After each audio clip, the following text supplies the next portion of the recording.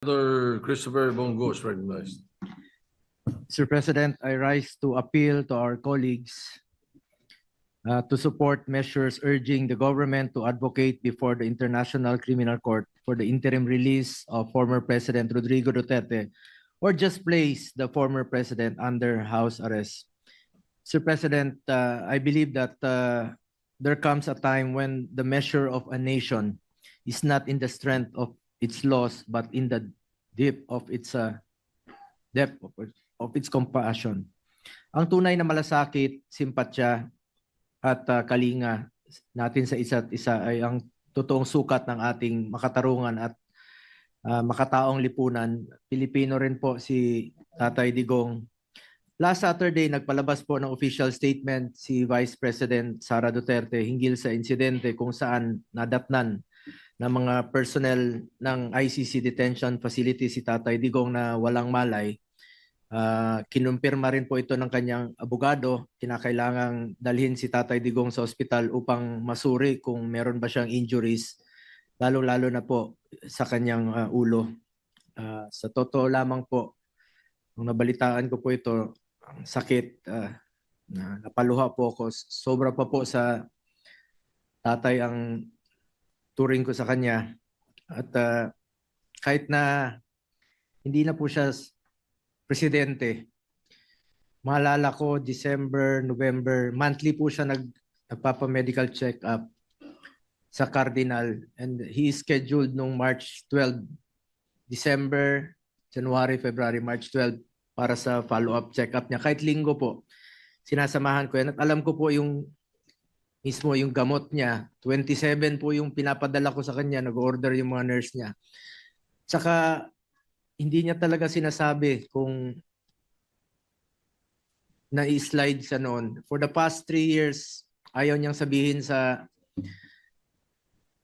common law wife niya, sa partner niya si Ma'am Hanelet, na tinatago niya parati sa kanya. Sa akin siya tumatawag, sabi niya, wag mong sabihin. Ayaw ko nang magpa-check up. At ang makakapagdala sa kanya sa ospital, yung doktor lang po niya.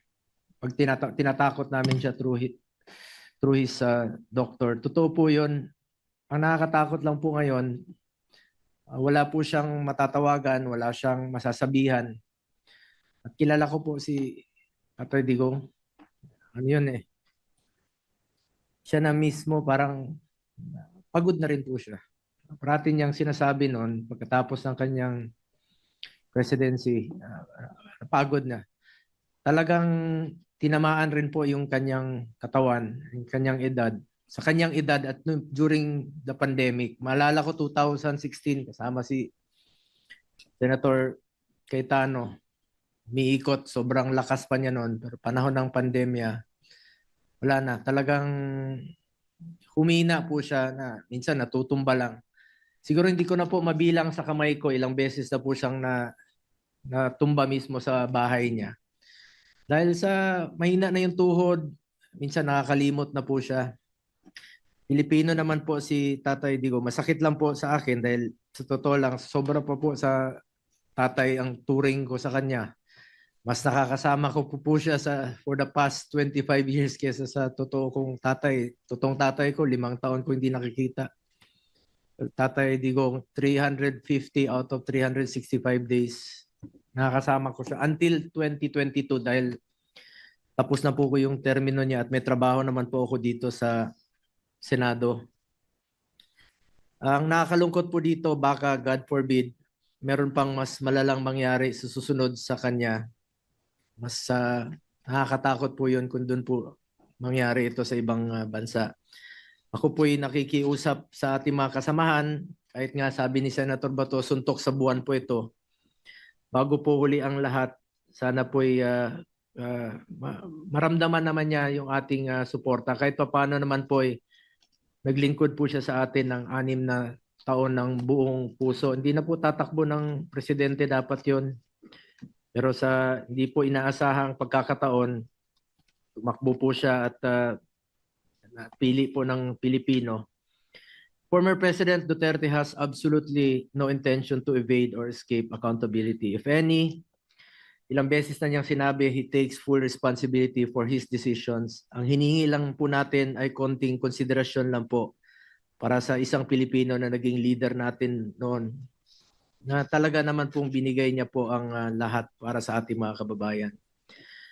Hindi po ako titigil sa aking pakikiusap sa lahat. Let's bring him home. Hindi po sanay mag-isa si former President Duterte. Mahirapan talaga yon. At hindi ko po alam kung hanggang kailan niya po matitiis na mag-isa.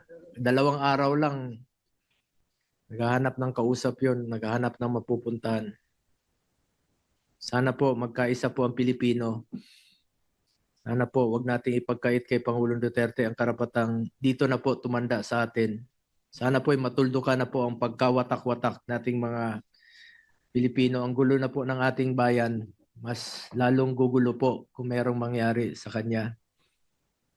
Once again, I'm appealing to our colleagues to support and call for the house arrest of former President Duterte. Kung ano man pong pwede nating maitulong sa kanya bago huli na po ang lahat. Maraming salamat po, Mr. President. Majority Leader. Thank you, Mr. President. Next to sponsor the measure, Senator Robin Hood Padilla, Mr. President. Senator Robin Padilla is recognized. Maraming salamat po, Ginoong Pangulo, at sa ating pinunong mayorya. Una po sa lahat, gusto ko rin po magpasalamat sa mga senador na nagbigay po sa amin ng lakas loob upang ilapit po sa inyo itong usapin na ito. Alam niyo po, mga kasama, ang pagkakakilala ko po kay Tatay Digong, kaya po siya ay aking iniidolo. Ito pong taong ito ay matapang na tao. Nasa kanya po lahat ang katangian, parang isang katulad ko ay sumaludo. Pero dumadating po sa punto na ang isang tao ay tumatanda. Alam niyo po, kung ikukumpara ko yung pangungulungan ko dito sa Pilipinas, sa pangungulungan ng ating Tatay Digong, ay napakalayo po. Sapagkat ang kulungan po natin ay hindi po parehas ng kulungan sa ibang bansa. Si Digong po ay nakakulong sa napakaliit na kwarto. May oras po para siya ay lumabas.